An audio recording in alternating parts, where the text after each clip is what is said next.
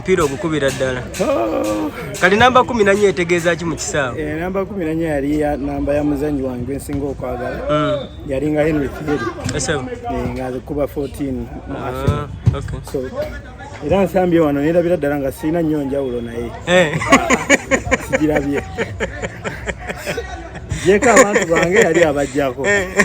Ebyo yali ateeba. So sirabyewo njawulo okujjako nti njawulo eringa eriwo nti ye mu Faransa ayenze ndi eno Uganda.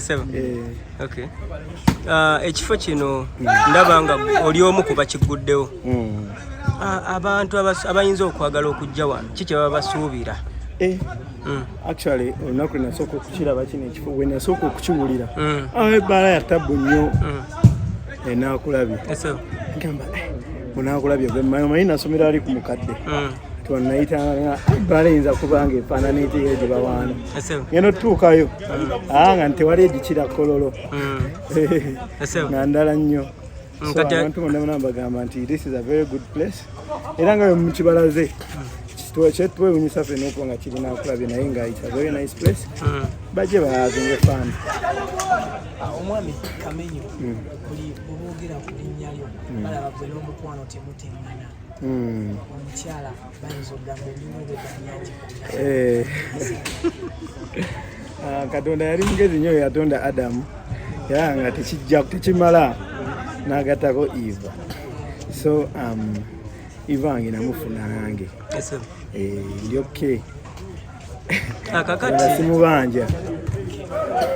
abantu bemufula mufaanaganira ddala omukwano kulabika gufudde ekirala Kamenyo gunfudde kati munyankole kufaananyiriza ddala oweeka nange mwetegeera mwemanya so kati twetegeera ne twemanya n'embeera zifaanagana era newajja naayogera nga nze abantu ebiseera ebisinga bakimanyi nti ba celebrities muli bazibu babufumbirwa oba bakuwangaala mukazi advice gyobawa oba okimaintaininza otya as Kamenyo bakole ebyenkola byoba obawo ebyo bagambe bakyala baabwe batambulenga nabo mu bantu babalaga omukwano babawe basharinge nabo kye basobodde kitegeera obulamu bujja banyumira nabo beewuunya omwaka guli ekivu bakiteekayo ensi neku appreciate nga this year bakusuubiremu ki this year mwana mbadde nkyabigatta nga saagala kukola balala kye bakoze buli muntu omulaba akola cricket oba buli muntu akola serena buli muntu kati mpulira njagala nkoleko ekyenjawulo njagala stage oba ngiteeke ku nnyumba ya muntu waggulu gye mba mpafomingi ekitegeera kita abantu bange funa ennyumba gye basinga omumanya ku kyalo bampanikireyo stage nze eshow yange ngikubire babackup njagala mbakolera ekyenjawulo okuba ndi wanjawulo siringa balala lwaki nteeka cricket oba abalala gye bategeka oli nagiteeka mwaka n'oguddako n'ategeka kyekimu ekirizo kitegeera mu career ya Kamenyo tukulabyeko nga okola collabos ez'enjawulo this year fans bo basuubireyo collabos ez'amaanyi of course basuubireyo collabos ez'amaanyi last year natani alien scheme but obula kwa sai shooting a video nsonga lwaki sai shooting a video alien scheme wa malala ate nange nina amalala so amalala gaffe gali mu kukwatagana kulima ne tusalawo ne tuluta amalala agago gamanyiddwa nti gali mu luyimba omuntu mwegali era ogakompeyalinga n'agooli alien nga tebimakinga anti kati olaba buli muntu alina amalala ge okusinziira ku ttuluba lye ekitegeera ate amalala ge gano nti omuntu kasagamba ekintu ekitajja mu sayizi yo ng'olaba mwana anzoleeza nga mukita kati alina amalala ge yandaga ate nga nange nina agange ekitegeera so netuluta okwongerezaako oba kyali nti lwakuba ye yalina ettutumu mu kaddaaki ery'amaanyi anti kakati ettutumu tetulina kalipima kuba buli omu alina erirye ekitegeera nze olw'okubanga nyimbye nze ndiko kinkubya kabuye semboga luyi wa Maddox Sematimbo kitegeera nembeera nga abantu banjagadde nnyo at that time so kyasangibwa nti ng'alina amalala ge ate nange nina agange nga akalimba tuyite abantu baagale audio ekirungi bagikuba bazina mu mirembe ate si mu bubi kitegeera awo ennyini ku nsonga ya alien tulaba nga waliwo olutalo olugenda mu masekkatige n'omuyimbi omulala amanyiddwa nga oza babiri bano ki ekibasumbwa naddala nga gwe wakolako ko n'omu ku bo kyenyinza okugamba nze simanyi kibasumbula ekyo sikimanyi yasi nange ndi ku ndongo yange ayingira mu leeni yange gwe gamba gundi ono yandaze eddala naye ate saakulipima kulya mulala kitegeera naye nze yasidangibwa amalala ge nga nange nina agange saagala kunzole bireka omuntu kasa kitegeera I believe nti abayimbi ffenna tuli abayimbi ate abantu be batuwanika kitegeera so omuntu kiba kibi nnyo okulaga nti ate yali waggulu nnyo okusinga kuki omulala mugeri emu toli ku tiktok omukyala n'abaako ensonga zakugamba n'akugamba Kamenyo mukyala ddewaffe lwaki tonyanjula mwali mu content oba abitegeeza mukyala wange oyo mutuufu naye alaba kisusse n'omwana obwereere byonna bikoze akuwoledde ebbanga angoledde ebbanga sirina kyemmanja so kati itiziwathe tuba tokyala era naanoba kati wakubanga sikyadde nze mba mu nsobi weetereeza ddi namugamba kakane kuba njagala kisinga kuba yasinga yasinga kijaba kibi nnyo okukola akakolokolo mu mukyala ng'oyo bulina okusigukula ebitooke ekitegeera relationship yanywera eringa buliti eringa mutayimbwa guno gwe bakola mu adimentiamu mugumu osana guyozayoza munyeevu baatisa ab'enjawulo mu categories eza music ow'enjawulo batera okukola zetse owakadongo kamu akwata mukono owakadongo kamu ne baba nga bonna banene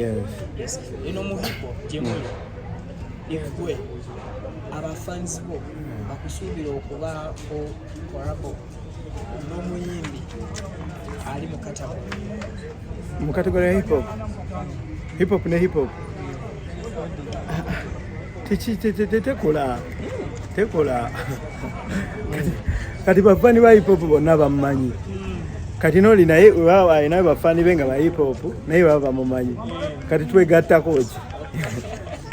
nkyoba nakola ne lutalo njagalayo okuba lutalo abayimba bandi bateekayo kabaveeko ne bagira nkola ne alien abalaga bantegeero kitegeera kuba ba hip hop nabamala sho nzikoze bazze nzikoze mu bifo ebyamaanyi olwa ne mukyalo Masaka nategeka kisaawe era Stone Gardens Abitex ateekayo kyepukulu nze nateekayo Kamenyo mukati so bazze ne bampage nga bagamba nti situulirako ku ddoboozi lya Kamenyo track ate mu kisaawe babadde muki etimu anyway olaba tekijja soboka kuno mupiira gwe gutugase naye tetuyira nnyo nkolagana era badde tetwogera n'emipiira ate tagimpa naye ng'era nguweeri walala ekibagaana okwewa ku mupiira mu kisaawe kitwazaalibwa kukolagana gemazima zaalibwa kwaffe tetwazaalibwa kubaira ba mikwano kakati wano mu kisaawe tukulabye nga gravity gyali mu kisaawe naye gyoli musambira ku ludda lumu oba buli omu abadde asamba ku sayidi sanze balonze edda ttiimu yaabwe nga tuli ku ludda lwe lumu kuba tubadde tweraliikiridde nti muyinza okuvawo nga amagulu mugamenye tubadde kuyanjawulo oba kyekikumanyisiza n'omupiira bamuvaayo anze gasi namutono kati gasi gensinga okuba naye lwa mirimu mirala nnyo bansanze ekiro nasuze ku birala ate nzire mupiira ate nkakasengera kusambira ku layini zikatono inatuuka okay nga tuwunzika natuuka kunyumirwa kusanyusa mikwano gyange gimpiseko zanyi nekifo mukwano gwa yes so okay nga tuwunzika tubadde tusaba oweerezeeyo bafanizi bo bubaka naddala okusinga mukyalawo muwane no muwana kati muwane ki bwe tutu yotalaba bagamba mu bichi bagamba ki muleto ayimirirawo bajje lete nofere yamuyimbira takayimba mbukale nno bageya naye ate yakyamawa so mbutuufu mukyala wange sina kyengenda kukuwaana olwaleero byonna obiri self-contained. Kamenyo nga tufundikira TikTok oli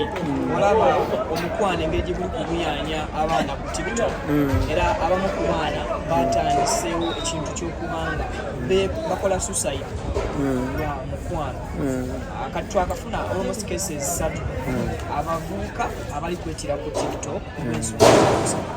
yo advice eri couples ezo naddala nga zisazeewo zijje appearing ku screens z'abantu. My advice is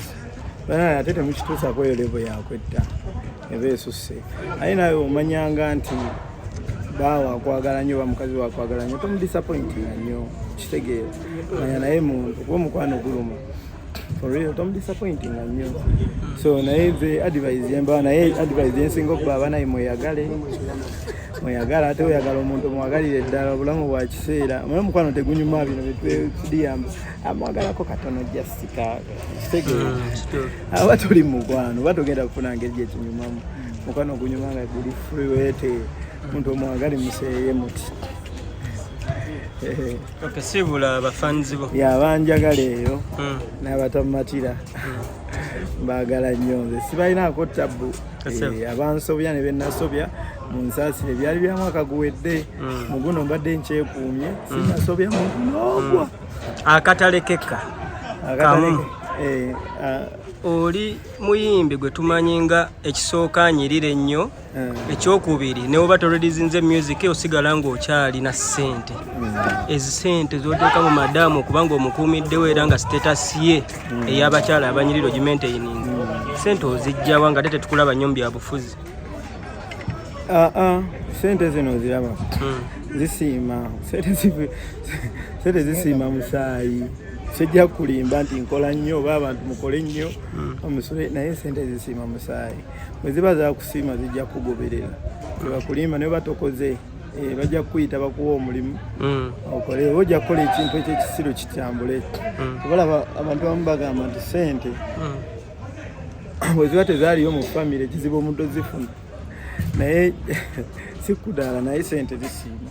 naali mugeta asozifuna naye sente zigera bukeze kumanja nezikusiima nezigamba oli wange gwe sikuta nozifuna nozicyakalamu yachaka A'udhu billahi minash shaitani rajim bismillahir rahmanir rahim alhamdulillah rabbil alamin ze ajimiti omusomi w'ekitabo era omusomi w'edduwa nkosa kyoto kino ekyoto kino kiba kitagombolola lwaliro ku kyoto kuno kunyambira abantu bange buli muntu yenna alina ekizibu kye ojja ku kyoto kino n'osula akabani nenkusabira buli alina ekizibu naddala mu abali e Bulaaya nompereza amanya naye nga sula mu kyoto kino nenkusembera edduwa nenkujjako ebizibu n'ebiba bikusumbuye amabanja ge bakubanjiza gonna gwe yalema okufuna okuweebwa ajimiti nkompereza ebiwandiiko byonna by'ompereza ng'oli e Bulaaya mbikwata nembizinga ne mwandika kapapula nembisula mu nnyanja nensaba Allah gwensinza asumulule ebyo byeba bikulemeredde awa visa agifuna alemedde ofuna omusajja omulungi amufuna nsange ba ku namba 0752 887 15 15